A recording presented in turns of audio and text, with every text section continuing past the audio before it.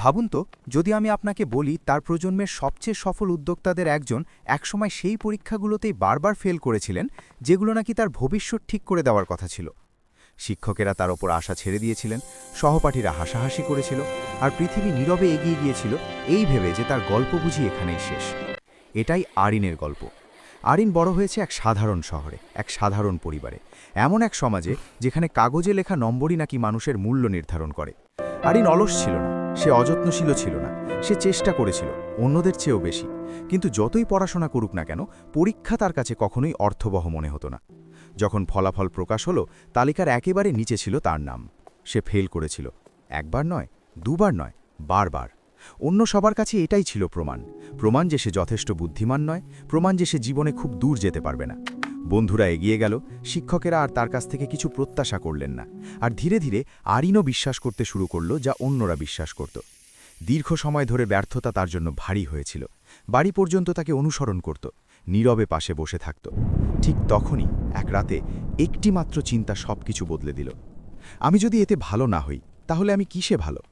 হারানোর মতো যখন আর কিছুই না ছিল, আরিন নম্বরের পেছনে ছোটা বন্ধ করল আর কৌতূহলের পেছনে ছুটতে শুরু করল। যেগুলো তার আগ্রহ জাগাতো সেগুলো পড়ল, পরীক্ষা নিরীক্ষা করল, নিজের হাতে জিনিস বানালো, ভাঙল, ঠিক করল, আর শিখল সেগুলো কিভাবে কাজ করে। কেউ দেখছিল না, কেউ হাততালি দিচ্ছিল না, কিন্তু প্রথমবারের মতো শেখা তার কাছে জীবন্ত মনে হলো।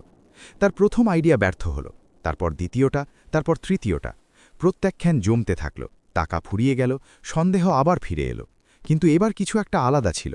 ব্যর্থতা আর তাকে ভয় দেখাতো না, পরীক্ষাই তাকে শিখিয়েছিল কিভাবে পড়ে যেতে হয় আর কিভাবে আবার উঠে দাঁড়াতে হয়। প্রতিটি ভুল হয়ে উঠল এক একটি শিক্ষা, প্রতিটি ধাক্কা ধারালো করল তার চিন্তাভাবনাকে। অন্যরা যখন ব্যর্থতাকে ভয় পেত, আরিন তখন সেটার সঙ্গে শান্তি করে ফেলেছিল। বছর কেটে গেল, নীরবে তার ভাবনাগুলি উন্নত হতে লাগল। একসময় একটি সমাধান কাজ করল, তারপর আরেকটি। গ্রাহক এলো, বিনিয়োগকারীরা শুনতে শুরু করল। যে ছেলেটা একসময় পরীক্ষায় ফেল করত, সেই গড়ে তুলল এমন একটি কোম্পানি যা বাস্তব সমস্যার সমাধান করে। এই সফলতা আসেনি উত্তর মুখস্থ করার কারণে, এসেছিল চিন্তা করতে শেখার কারণে। যে পৃথিবী একসময় তাকে উপেক্ষা করেছিল, সেই পৃথিবী এখন তাকে সফল বলে ডাকছে। কিন্তু আরিন জানত সত্যটা, তার সবচেয়ে বড় শক্তি ছিল না তালিকা, না ভাগ্য, ছিল ব্যর্থতা। কারণ পরীক্ষা মাপে স্মৃতি, কিন্তু জীবন পুরস্কৃত করে সাহসকে। আপনি যদি ব্যর্থ হয়ে থাকেন, তাহলে আপনি পিছিয়ে নেই, হয়তো আপনাকে শুধু অন্য পথে ঘুরিয়ে দেওয়া হয়েছে। কারণ অনেক সময় যারা এই সিস্টেমে মানায় না, তারাই নতুন একটা সিস্টেম তৈরি করে। অনেকেই ভাবে সফলতা শুরু হয় টাকা দিয়ে, কিন্তু যদি তা শুরু হয় শূন্য থেকে, কোনো যোগাযোগ নেই, কোনো শর্টকাট নেই, কোনো নিরাপত্তা জাল নেই। সে ছিল আর 5টা গরিব ছাত্রের মতোই, একটা ছোট ঘর, বড় স্বপ্ন, ফাঁকা পকেট। প্রতিদিন সে দেখত অন্যরা কিভাবে সময় নষ্ট করছে, স্ক্রোল করছে, গেম খেলছে, হাসছে যেন আগামীকাল নিশ্চিত। প্রতিটি রাতেই একটি প্রশ্ন সামনে আসত, আরাম নাকি উন্নতি, বিভ্রান্তি নাকি শাসন। অগ্রগতি চোখে পড়ার মতো ছিল না, কোনো হাততালি নেই, কোনো উৎসাহ নেই, শুধু সন্দেহের ফিসফিস, এটা কাজ করছে না। সে বারবার ব্যর্থ হল, অসম্পূর্ণ প্রজেক্ট, উত্তর না পাওয়া মেসেজ, শেষ হয়ে যাওয়া শক্তি। এক রাতে সে নীরবতা থেকে পালানো বন্ধ করল। যদি টাকা তার কাছে না আসে, তাহলে সে নিজেকে এতটা মূল্যবান করে তুলবে যাতে টাকার আর উপায় না থাকে। সে আরাম ছেড়ে দক্ষতাকে বেছে নিল।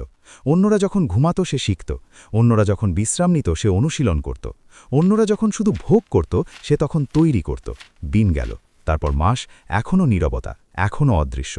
কিন্তু দক্ষতা জমতে থাকল, নীরবে, নির্দয়ভাবে। আর তারপর একদিন প্রমাণ এলো, একটা ছোট সুযোগ, প্রথম উপার্জন। জীবন বদলে যাওয়ার মতো না হলেও দিক বদলে যাওয়ার মতো।